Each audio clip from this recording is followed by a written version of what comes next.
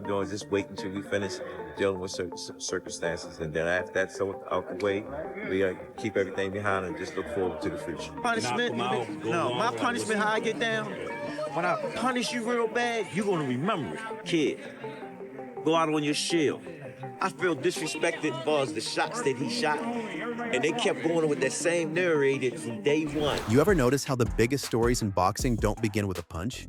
They begin with silence? Because that's exactly what happened when Gervonta "Tank" Davis suddenly moved in a new direction. And longtime coaches Calvin Ford and Kenny Ellis finally started talking. I can now tell you for sure, though, that they do act in manners, that camp, which would lead Gervonta Davis to take steps away from them, because they are engaging in the same type of activities that cause family businesses to fall apart, and they make family businesses very difficult. And somehow said almost everything without saying everything. That's when fans everywhere started asking the same question: what really happened behind the scenes? Hold on, because this story keeps getting stranger the deeper you go. At first glance, it looks simple. A fighter changes trainers. It happens all the time. End of story, right? Not even close. Definitely people in that camp that do not have the best interests of Gervonta Davis at heart and make decisions that are detrimental to Gervonta Davis. And because they do that, Gervonta Davis, if he is not aware of it, has very good reason for getting a team that has a fresh start. And it's not because of anybody being a bad person, but it is just the nature of family businesses, that at a certain point in time, things can become corrosive. And I personally have experienced that corrosion in that gym, or in that of David Benavidez. Terrific trainer, seems like a real good dude, obviously knows what he's doing. His son is one of the best fighters that there is in the sport of... Because this isn't just any trainer. This is Calvin Ford, the man who helped shape Tank from childhood into one of boxing's biggest attractions. This wasn't a short partnership. This was years of trust, sacrifice, victories, setbacks. And situations in life that you got to deal with, that you have to deal with. And once that's dealt with, it's a wrap. All right, is there anything? It's been a journey with him, that I have a relationship with him when he was a kid and whatnot. He could go any coach in the world. Unforgettable knockouts and countless hours inside the gym. So when people expected fireworks, they got something almost more shocking: calm. Ford didn't launch into a public rant. He didn't throw insults. He didn't start pointing fingers. Instead, he talked about the future, about young fighters coming through the ranks. He with a new team, so it's a new confidence. He got new confidence, new training. You know what I'm saying? I'm not gonna say it's the best or the greatest thing for him, but sometimes a change is good sometimes. You know what I'm saying? It allows you to reset and get a refocus. You know what I'm saying? Which I always thought the team that he had was great, because these are the guys that raised him from you know what I'm saying, from the ground up. So they know him inside and outside, and they're able to, fix and tweak things that they see go wrong easier than somebody else new coming in, because they might not identify those mistakes as mistakes. About letting life play out before moving on. And somehow that calm response made fans even more curious. Why so composed? What does he know that everyone else doesn't? Or maybe there isn't a dramatic secret at all. And that's exactly what makes the internet invent one. Because within minutes, social media transformed into detective headquarters. Every old interview suddenly became evidence. The stuff that is being delivered to him, it's almost like a computer. Is the system that you put in, can it download in the right way? You know what I'm saying? Now, if it's downloaded, David Benavidez Sr. is a great trainer. We can see that from his son. He's a volume puncher. He's a very ferocious, tenacity, go forward, hard fighter. Something that Tank Davis already does. If he can pick up that punch count that you know what I'm saying, in Gervonta Davis, and pick up some good jabs and things like that, I mean, Tank can be a force to be reckoned with. Picture Gervonta Davis with the Benavidez skills and styles. Oh my God, he's gonna be a monster. He already punched like King Kong. Now when you put together, you know what I'm saying, the volume puncher, the focusness, the sharpness, the great condition, he could be a force to be reckoned with, 100%. But let's see, is this program... Every facial expression became a clue. Every pause became a hidden message. Reports, reactions, and endless fan theories started flying everywhere. Some viewers believed Tank simply wanted a fresh challenge. Others argued that every elite athlete eventually reaches a point where hearing a new voice can unlock another level. And then, the conversation shifted again. Enter Jose Benavidez Sr. Suddenly, the focus wasn't only about who Tank left behind, it became about where he was going next. That's when the debate exploded. Fans... And I don't mind a rehydration clause. I have a problem with both. But when it comes to Debo, listen closely. Devin's superpowers is the fact that he can get small and then regenerate and get big. His kryptonite is if you stop him from getting big. If you have the fight at 135, 140, 144, Devin can make it. Why can he make it? But he can make the weight. So the advantage isn't having a weight he can make. The advantage is in the rehydration clause, stopping him from regenerating into a middleweight. I don't care if the fight is at 147. You put a rehydration clause on it, that's his kryptonite, that's his weakness, him blowing back up. I began wondering whether this wasn't just a coaching switch, but the beginning of an entirely different version of Tank Davis. Could a pressure-heavy system increase his punch output? Could a sharper jab make an already dangerous puncher even harder to solve? Could this move actually extend his prime? Or could changing something that already worked create problems nobody saw coming? And this is where the story takes another turn. It's going to be the biggest problem in that this might take a while for this fight to happen. We might go through two or three negotiations, but we finally get that fight because I feel like it's a lot of little ish. No one's going to want to be the B-side. Everybody's going to want to have the weight clauses. It's going to be so much. Zab Judah stepped into the conversation with a perspective that made everyone stop scrolling. Change can be good, he suggested. Sometimes fighters need a reset. But he also reminded everyone that longtime trainers know tiny habits that outsiders simply don't see. That's a huge point. New coaches can introduce fresh ideas, but old coaches often understand instincts that can't be taught overnight. Suddenly, fans weren't... I mean, it's a great fight. I feel like now Tank has to, one, he has to refocus himself and, get back all the way dedicated and get his mind all the way on boxing. And that's the first thing before anything. Because everybody looking at, you don't know what type of Gervonta Davis will show up if he's not mentally there. And he's not, again, it's been more than a year that he's been out the ring. For real, he's more of a, I don't know what the fuck to call him. He's just a power puncher to me. You know what I'm saying? I don't think he's really like a boxer, but he can box. He has. Arguing over who was right.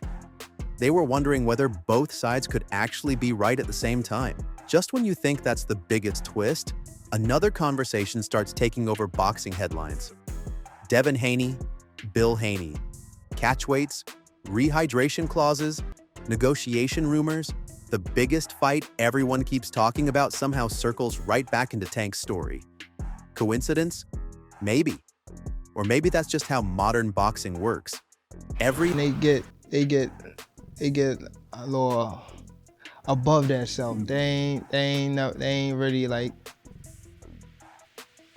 They come see me, and I give them a real. They get a real check. Yeah. A real check, and they get a real opponent. And I won't even say no real opponent. A real, the champ. A major decision instantly connects to the next possible mega fight. Bill Haney made it clear that Team Haney still wants the biggest names available, and Tank remains one of the biggest possible opponents. Then analysts began debating whether weight terms could become the biggest obstacle instead of punches. That's when fans realized this wasn't only about coaching anymore. This was about positioning, momentum, timing, legacy. Every interview suddenly sounded like another chess move. Every quote felt like it had two meanings. Every headline sparked another round of speculation. Then Tim Bradley added even more fuel, not by attacking anyone, but by questioning whether fans were getting ahead of themselves. Tank has been inactive for a significant period, Bradley noted, so expecting him to jump straight into the biggest possible fight might not be realistic. Fair point. but the internet rarely slows down for realism. Haney Tank. Hearing the talk. Stop the cap. Come on now. I don't believe it. I don't believe it, man. Another distraction. That's all it is. What weight they gonna fight at? Thought Tank was small. What weight? 140? Not gonna happen. Tank gonna go to 47? What weight? Like, this don't even make any sense. Tank been out of the ring, what, how long? Almost a year and a half? Come on. And he go. Online conversations only became louder. Some fans insisted the coaching change means a blockbuster return is already being planned. Others argued the move is simply about rediscovering focus before anything else happens. Then Mike Tyson entered the discussion with comments that carried enormous weight. Tyson praised Tank's incredible talent, while wondering whether the same level of hunger still burns inside him. Suddenly, everyone stopped talking about combinations and started talking about mindset, because talent has never been the question. Motivation has, dedication has, timing has. That's a completely different conversation. Then Stephen A. Smith turned the temperature up another level by calling Tank one of boxing's biggest attractions. Think about that for a second. Even after time away from the ring, even with all the questions, the spotlight's The one that's been busy. That's who I'm going with. The bigger fighter. The guy that can box. That's who I'm going with. Tank can box? Yeah. Oh, and I'm hearing that. I'm hearing the also that Tank is getting ready, supposedly. Sorry about that. That's my dog. Supposedly, Tank is supposed to be going with Benavidez Sr. Really?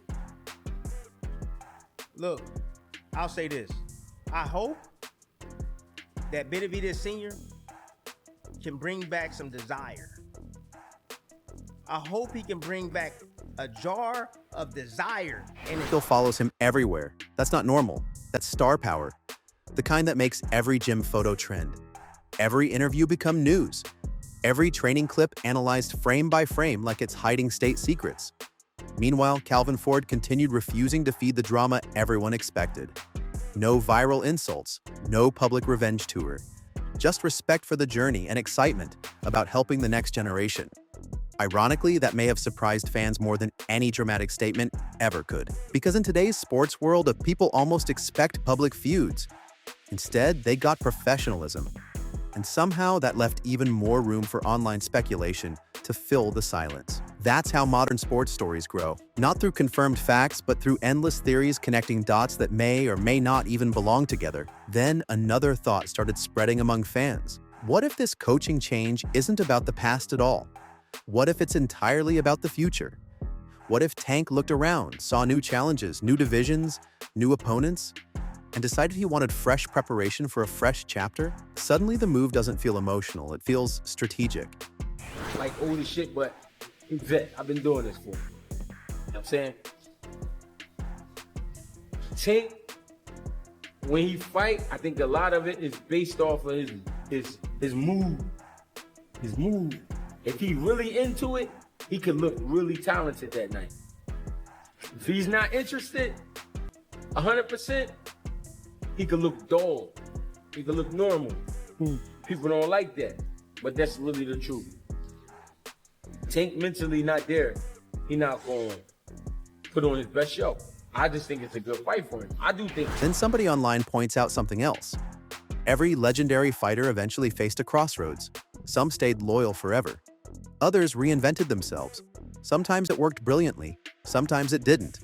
Nobody knows which path this becomes until the first bell rings. And that's exactly why everyone's watching. Because the next fight suddenly means more than just another win or loss. It's almost being treated like an answer sheet. If Tank dominates, fans will immediately credit the new direction. If he struggles, people will instantly look back at the coaching split. Fair? Maybe not. Inevitable? Absolutely. That's the pressure that comes with being one of boxing's biggest names. Then comes perhaps the biggest irony of this entire story. The louder social media gets, the quieter the people actually involved seem to become. Calvin Ford stays measured. Kenny Ellis avoids adding unnecessary fuel. Tank focuses on preparing for what's next. Meanwhile, the internet writes 20 different versions of the same story every single day. Some theories sound believable. Others sound like movie scripts. Most remain exactly what they are: speculation. Maybe that's the biggest lesson hiding inside all this noise. Sometimes the loudest headlines appear precisely because the people involved refuse to create them. So here we are, a coaching change that somehow turned into one of boxing's biggest conversations. A future that's completely unwritten. A fan base split into endless camps. One side believes this is the beginning of Tank's greatest chapter. Another believes you never replace years of chemistry overnight. Both sides think they're seeing the full picture, but are they? Because what if the real story isn't about who left or who arrived, but about whether this single decision quietly reshapes the next era of boxing? And if that's true, then the first punch of Tank's next fight won't just start another bout. It might finally answer every question fans have been arguing about all along, or create 10 brand new ones. So what do you think? Is this the smartest career move Tank Davis has ever made? Or will fans one day look back at this moment as the turning point that changed everything?